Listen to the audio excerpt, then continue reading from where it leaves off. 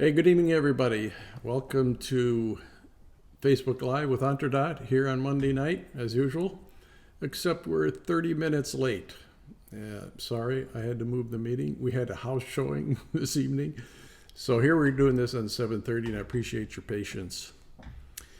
Over the last few weeks, I have read articles, I've talked to people, and there's a subject on a lot of executives' mind about the culture of their company and how it may have to change. Well, I'm here to tell you that it probably will have to change. And it's an important thing for you as leaders to consider. Your company culture is what you're all about. And you better have a really good handle on what your company is all about.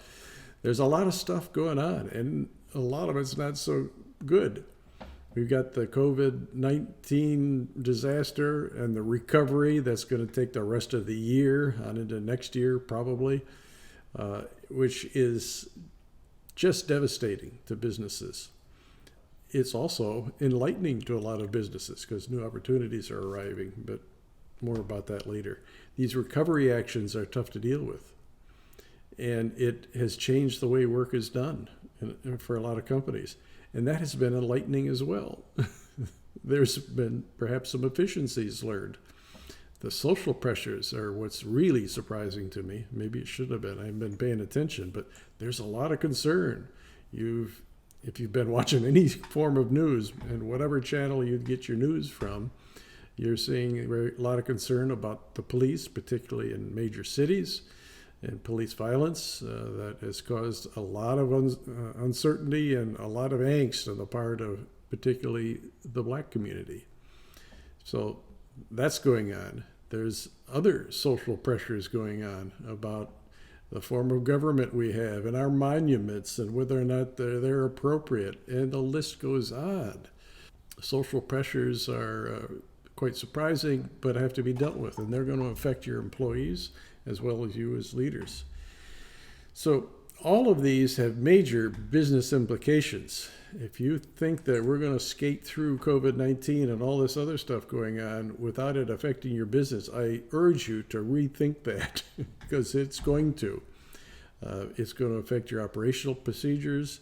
You're going to have some failing markets perhaps. On the other hand, you may have some new markets you didn't even know that existed, and major employee concerns. Employees are scared, and rightfully so. This virus can harm you badly, can even kill you. It has killed 130,000 or so already in the United States.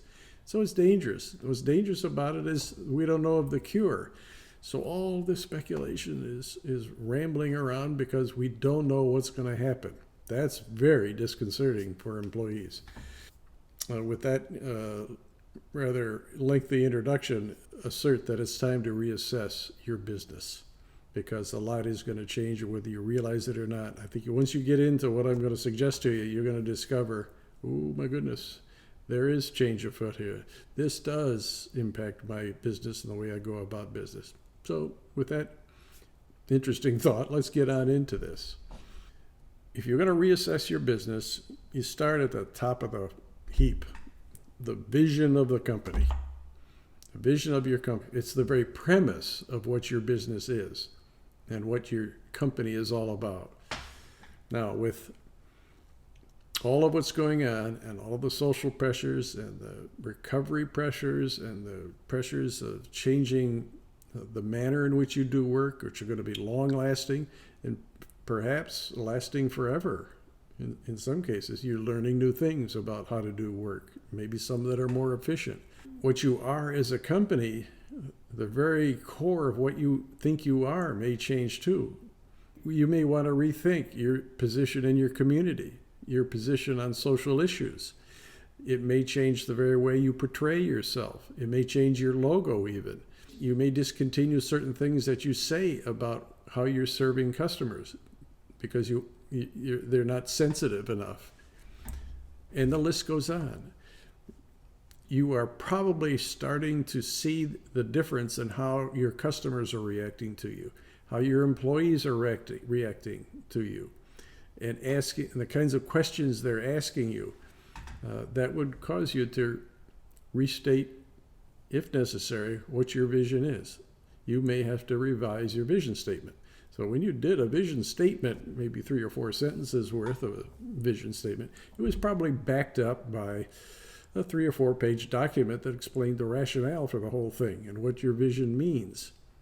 Well, drag that out of the drawer or off the file on your computer and reread it.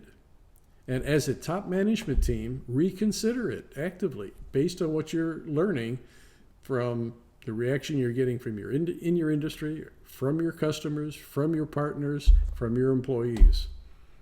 Should we be a different company than we are right now?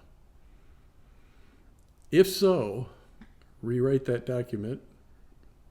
Rewrite, maybe it's too strong. Modify that document. Bring it to current state of where you're at as a company. Get buy-in. Regain buy-in amongst your management team. And once you got your top executives together and they're all in agreement, this is probably a many hour meeting spread over probably several days, but recasting the vision of your company and then taking steps to communicate it. Now, communicating it may not be just your vision, so hold that thought, but you're going to have to communicate this new vision. But I think you want to communicate some other things at the same time. Let me explain what I mean with this next thought. Because your vision may change, and I assert, I'll bet you a lot of money your vision does change if you've done a really good job of this and really rethinking it. That's how strongly I feel about this. You're going to rethink your mission as well. Mission as a company. So consider, in light of all of what is new, the things you've discussed when you went through your vision, what's changed about your mission as a business, say for the next 3 or 4 years. You're going to achieve what? And the manner in which you achieve it may change, what you're going to achieve, what constitutes your product line and your messaging. Lots of other things may change. We'll get to many of them in a few minutes here. But if it changes your mission statement, get buy-in to that as well from the same group of people. So at the end of this part of the exercise, you and your management team will have agreed upon a new view of what your vision is and the mission of your company and what it is as well. Then you're ready to communicate with employees. Now, while that communication is going on and the very nature of your company is changing, you want to let people know this, you're back in the smoke-filled room, if you will, updating your operating plan. If you've got a mission change and a lot of things are changing about your company, you probably have to also reestablish your business strategy.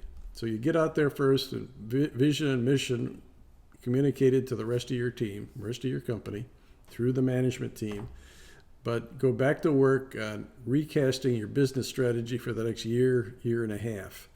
Business strategy means product line, timeline, content of the products and services, things like that. That's changes of your business strategy. The operating plan, what plan you're going to actually engage in is follows that. You're going to have to recast the operating plan for whatever changes you're making to your product plans, but consider also that most of your business functions are going to have major changes as you change your operating plan. So consider this, department by department. Your marketing department is probably faced with significant messaging changes. If your markets are changing, if your operating plan has called for you to reach a new market that you've discovered in the course of this COVID-19 stuff, that's happening. There are new market opportunities occurring from this. Some markets you want to discontinue as well. That says we're changing our product line or our services methodologies that we're going to be delivering to customers.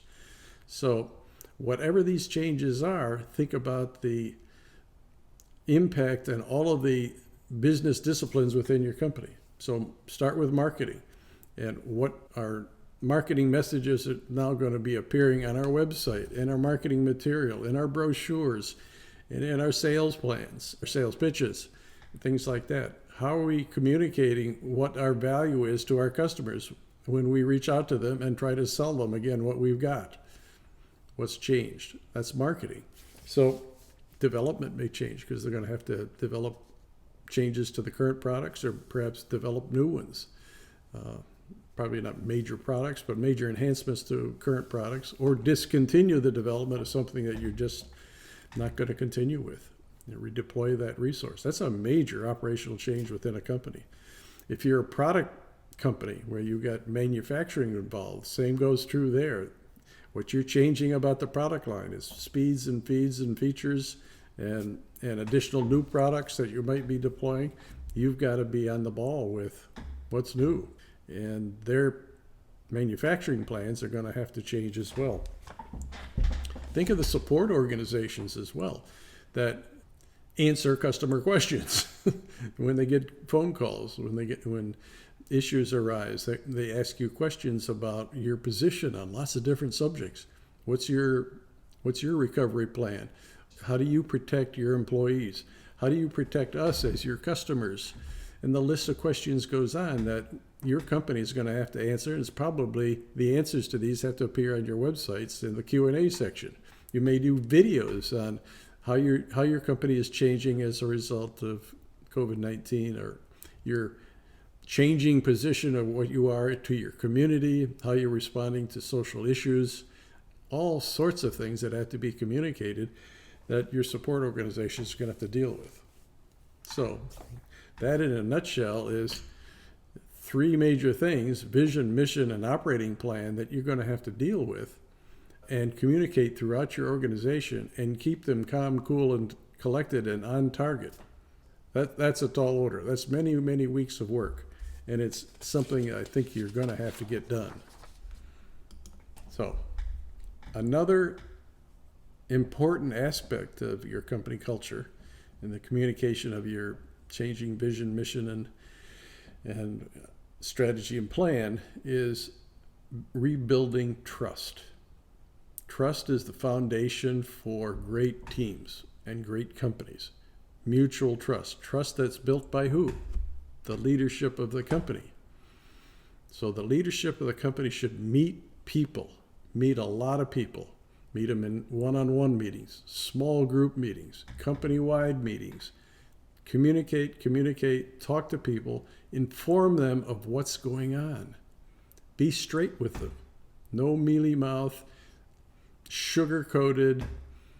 It's straight talk from the shoulders, straight arrow, what's going on, what are the risks, what you're doing about it, and leave open a lot of time to answer their questions. And again, straight answers.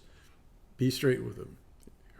It could be ugly, but you don't want them to think that you're shading the truth.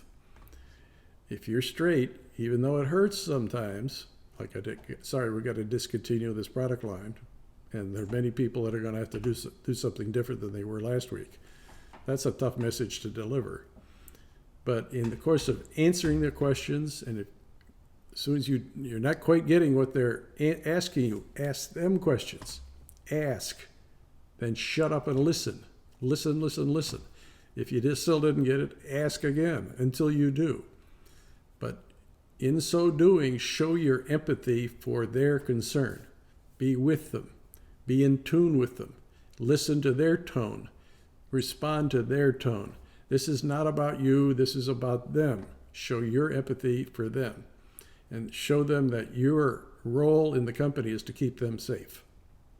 Keeping them safe. And what you're doing to do that, as well as to inform them of what's changing as a result of all of what's going on in the United States right now. And more importantly, with their customers and the markets they're in. So strengthen this employee communication. If you do this well, trust will be reignited. I would say that right now, trust is in jeopardy.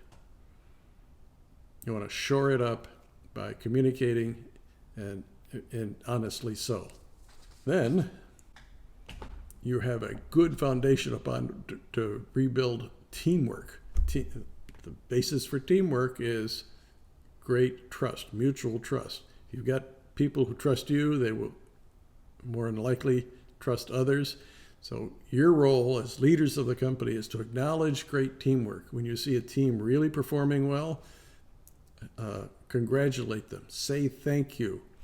You don't go around shaking hands quite yet, but you go smile, properly socially distance, and show them that you not only care, but you really appreciate the great work they did. Establish new teams. There are going to be some fallout. Some employees are not going to make it through this, and that they really don't want to come back to work, or they want a new role. The changes that could occur to employees that comes from them are enormous, and you're going to have to respond to it. If you need to rebuild teams, bring in other people, shift roles in the company, announce new leadership, make sure you're picking the right leaders, of course, but announce them and make a big deal about the formation of teams and what you're expecting of them. Give them a boost of confidence that you have, showing that you have confidence in them. Reinforce the communications channels that you have with them. You're going to meet new people. They're new leaders. They're new team members. You're going to have to know who they are. So make sure you remember it. And reward great teams. Reward could be financial. Reward could be as simple as a thank you. Could be a celebration, done carefully, of course. But foster teamwork in all the ways you had been doing. If you hadn't been doing it, well, start now, because it's incredibly important. But built on trust, creating great teams that get stuff done. Then finally, I'm suggesting, if it wasn't obvious to you already, that you as leaders need to be visible in the company.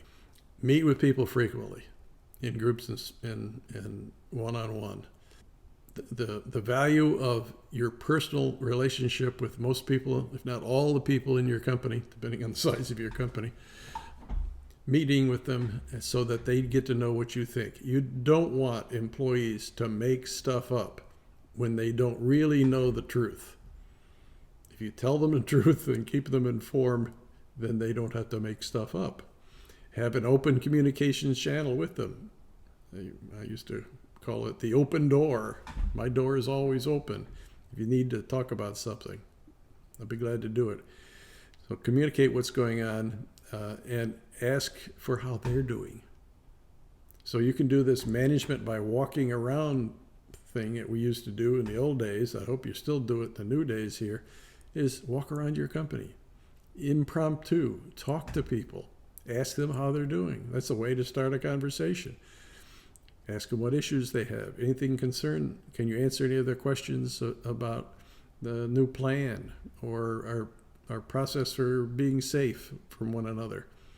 By doing this, showing that you care about them. Showing that you care supports trust. This all kind of hangs together. Trust leads to great teamwork, and your visibility will foster it by showing you care constantly. That's the message for tonight. The pillars, my 6 pillars of doing all of this successfully are: establish clarity on your vision and mission through this reassessment we talked about earlier. Be responsive to change. Being responsive to change is going to be the name of the game, because a lot is going to change in your life, in your business. Get on the ball, be responsive, make changes, do so intelligently and with information, and do it with your team bought into what changes need to be made. Listening is always the best thing to do with employees and team members. Listen with empathy. Put your empathy hat on. Big E on top of the thing, your hat. Listen with empathy. Nurture trust in so doing. Building trust. Build trust in whatever way you can. Take every opportunity to show you trust by showing you care. Build great teams in so doing. If you don't have teams that are clicking, you make changes. Be decisive about it, but build great teams. Give them a mission. give them, assignments, in other words, tasks to perform, products to build, marketing plans to create, sales goals to meet, all those sorts of things. And then give them accolades when they achieve them. And then finally, communications, the big C word. Communicate, communicate, communicate. And if you're talking straight to people, they're going to respect you, they're going to trust you, and you're on your way to re-energizing your company. With that, I hope you found this useful. Please, if you have questions, if you've got your own view of this, when I post this on Facebook and LinkedIn and other channels, I'd love to hear your comments. Please let me know what you think. With that, I'll sign off tonight on Facebook Live with EntreDot on Monday night.